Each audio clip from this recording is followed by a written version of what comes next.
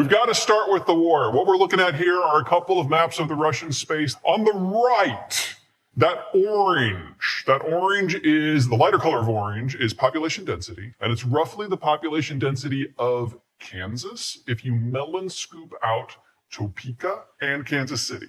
So you do know your neighbors. You've probably lost track of their day-to-day lives. If you go to the left, you are now looking at an economic and climate map.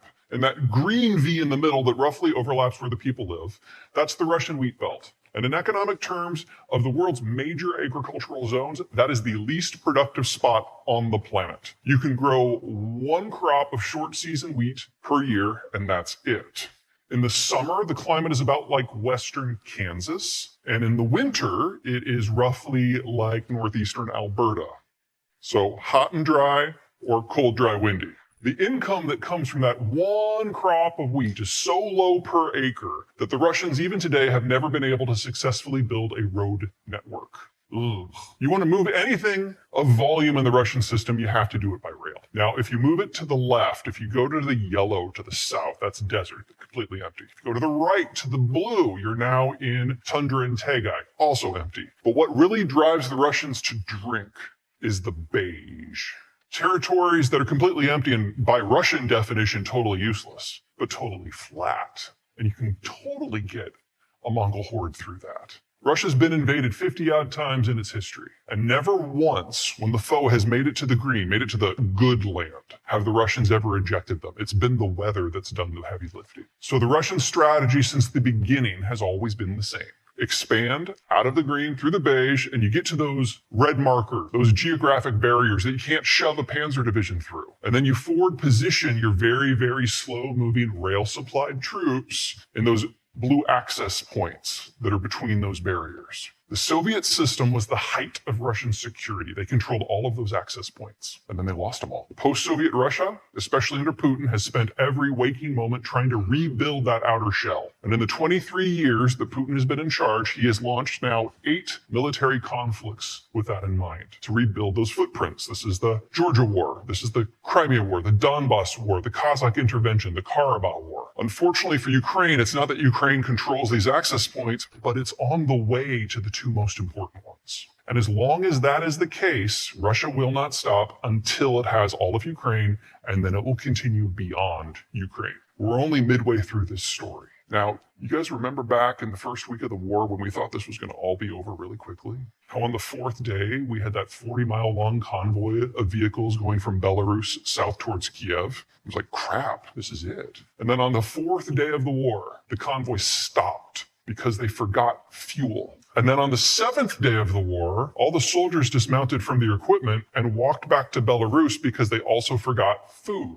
And everyone I know at every defense ministry across NATO thought the same thing. Well, holy crap, the Russians don't know how to fight a modern war at all. They've forgotten all of the lessons they've learned in the last 200 years. It's a parade force. They're doing worse than the Iraqis did in 1992. If we go head to head with Russia, there will be 1,000-to-1 casualty ratios. It will be a wipeout. And this made no one happy at all, because the Russians see this war accurately as an existential battle for their survival. They know if they fail at this, they are completely exposed to whatever's next, and their demographic situation is so horrible. This is the last generation that they have soldiers to fight. So if we do have a direct confrontation with NATO, they will use every tool they have, and there will be a general nuclear exchange. So the decision was made very, very early in Washington and London and Berlin and the rest that we have to destroy the Russian military capacity to function here, now, in Ukraine, but without a single set of NATO boots on the ground. And so any equipment that the Ukrainians can prove that they can operate competently that doesn't violate our security, they can have. And there's right now 60,000 Ukrainian troops training across NATO countries right now. They will all be back in theater by May when the spring offensive begins. That was our lesson. The Russians had their own lesson. They're like, okay, maybe we drank a bit too much of our own Kool-Aid. Maybe these are not Jewish Nazi gay demons, and maybe they're just people who are fighting for their home. And if that's the case, if they're going to fight for their home, then the civilian population is no longer a non-issue. It's a problem. Well, we can reach into our own history and find a strategy for that. We could advance very, very slowly behind a never-ending hail of artillery fire, not targeting anything that moves, targeting anything that stands. Because if we can obliterate every scrap of civilian infrastructure, then Ukraine cannot support an industrial level population. And the population will self-segregate into two groups. Group number one will run. We never have to worry about them again. Group number two, if they stay behind and they're under age 55, they clearly stay to fight and we can shoot them on sight. Getting good data out of a war zone is always hard, especially when one side is pathologically lying about any data that there might be. We don't know how many people have been killed, how many civilians have been killed. The estimates I've seen are somewhere probably between 100 and 300,000.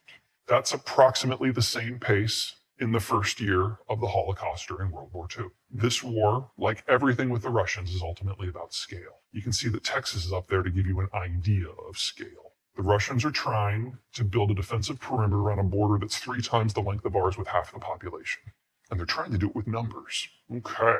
What we're looking at here is a map of the conflict zone. Now, those dotted lines are those all-important rail lines. The deep red are the territories that the Russians controlled at the end of the last war. Remember, this is the 8th time that the Russians have launched a military attack since 1999. The really fun part starts right here. This is the Kherson Pocket. This is the only chunk of territory that was west of the Dnieper River, that's kind of like their Mississippi, that the Russians were able to capture early in the war. And starting in about July, the Ukrainians advertised publicly that that's where they were going first. This is the chunk of territory they wanted to liberate first. The Russians saw those advertisements, and so they moved about 25,000 of their best forces to the other side of the river to reinforce. Best equipment they have. On November 1, that assault did begin, but as we all know, that wasn't the whole story. There was also a second assault right here because the Russians had to move their troops from somewhere, and the Ukrainians waited to see where they were being pulled from. And in that assault, the entirety of Kharkiv province fell within 5 days. Even better than that, this little dingleberry right here, you guys see that? That is Izium. That was the Russians' forward logistical base. It's a rail hub. They were planning on launching multiple assaults from that next spring to basically capture a huge chunk of